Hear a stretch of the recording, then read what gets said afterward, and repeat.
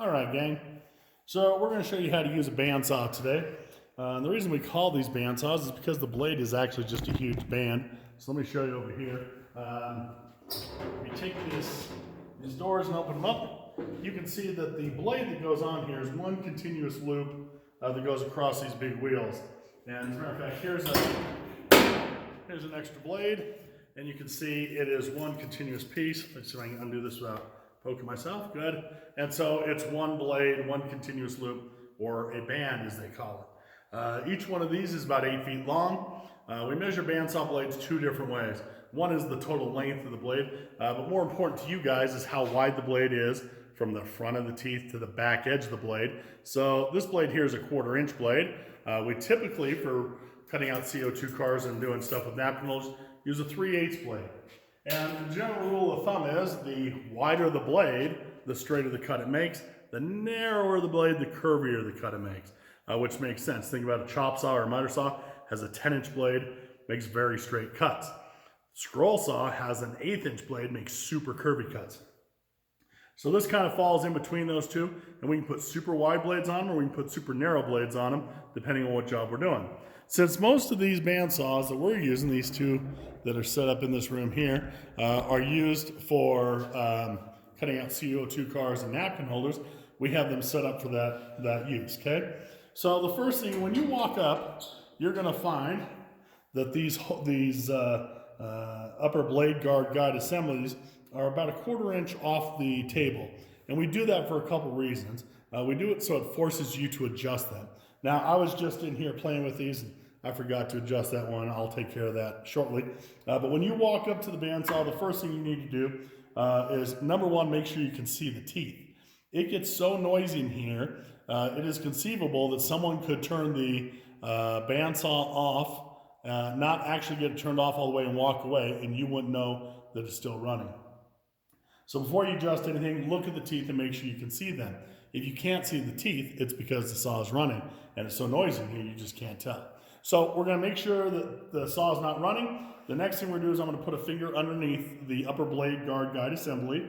I'm going to reach back here, loosen this, and now I can adjust this. This all allows us to cut very thick stuff and very thin stuff, and depending on what blade we put on it, very straight stuff or very curvy stuff.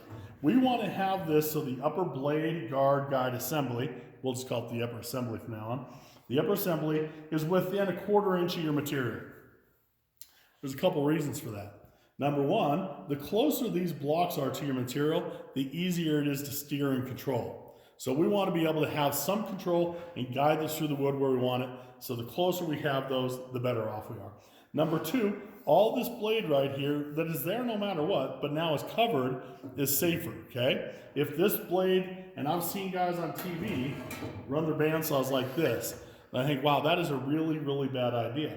When you're standing in the operator's position, which is right where I'm at, you can see the blade, but it is paper thin, okay? It's not unless you take a step to the left or right that you can see the side of the blade.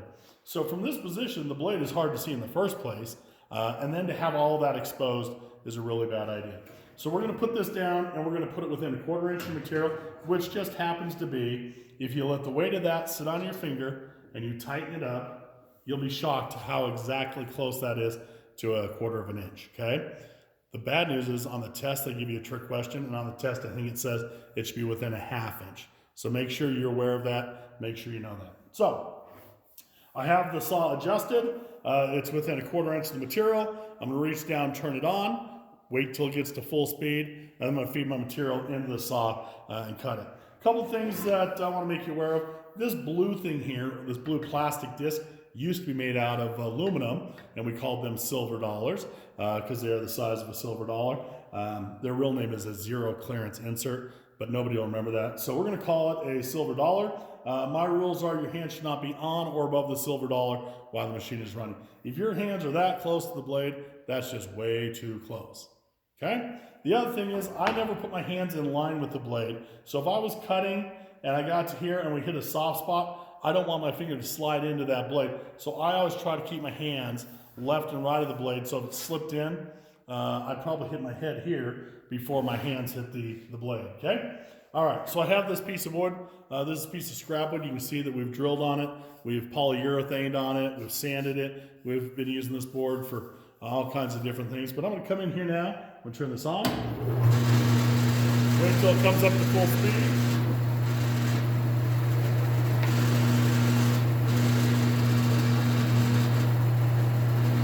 All right, just a weird vibration in the dust collector. So I'm going to come in. And you can see this makes a relatively curvy cut. And then once I think my hands are too close, I like to reach around back.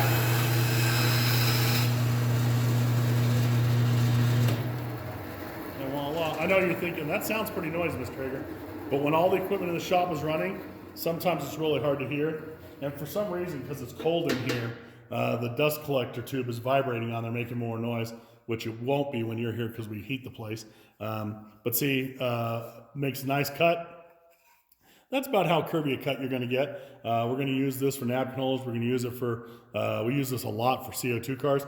This is how we cut out our CO2 cars when we do them, okay? So a couple things that we should probably, a couple other things we should probably discuss real quick is, if you've seen the video on how to use the chop saw, you know this already, but if you're going to cut something around like a dowel or a broom handle, or in this case a paint roller extension, if you're going to cut something like that, we always use this block called a V block. And what we do is we put the piece of wood in there, we clamp it down by screwing a board to the top of this, and then we cut off the end what we don't want. It is really unsafe to take the dowel and stick it in here and cut, because when the blade hits it, it's going to want to spin it, and then you're not going to be able to hold on to it, and it becomes even less safe, okay? So we want to make sure that we always cut round material with a V-block. The speed at which you set stuff into the saw should be a real moderate or medium speed. Here's a really good way to tell if you're going too fast or slow. If you're feeding material and you hear the saw slow way down, you're going too fast. If, on the other hand, you smell something starting to burn, you're going too fast. I'm sorry, you're going too slow. So what happens is that blade staying in the same place of the wood eventually will cause it to heat, start to smell like something's burning. So if you're going too fast, slow down, and you'll be able to tell because the motor will have died or slowed down. If you're going too slow, you're going to smell something burning. Okay? I hope that wasn't too confusing. All right, next up. If you're using this, you do not want anybody standing to the right of the operator's position. So this is where I operate this from, and where the camera is over here is kind of the danger zone. And the reason that's the danger zone is if this blade were to break, there's a very slim possibility, but a possibility that as the motor pushes the blade around the case, it can come down, hit the table, and shoot it out that direction. So I never want to see kids waiting in line over here to the right of the saw. I always have you stand way back out of the way, start a line somewhere else where you're safe, so that you're not standing in the danger zone. So don't stand to the right of the operator's position, and you'll be in good shape. If for some reason you're using this and you break a blade, I want you to turn the power off, step away from the machine, and have somebody come get me. Most of the time it makes a big enough noise and popping sound that I know right away, but in the event that I don't hear it or see it or don't know about it, you need to make sure you turn off the machine first, step away, and have someone come get me. I don't want you to leave the machine because somebody else could walk up and turn it on, and that is equally as dangerous, okay? When you're finished using the machine, you're going to take your scraps, all your materials. After you turn it off, you're going to clean off the scraps. You're going to lower the upper blade guide assembly down to the thickness of your finger, and it's ready for the next person to use, okay? Again, we always want you to adjust that upper blade guide assembly so that the next, all the way down again, so the next person has to set it for them. It will remind them and it'll make things good. What else? We talked about a wide blade will make a really straight cut. A thin blade makes a very curvy cut. And keep your fingers off the silver dollars at all times. Any questions? Perfect. All right. Have a good day. Talk to you later. Bye.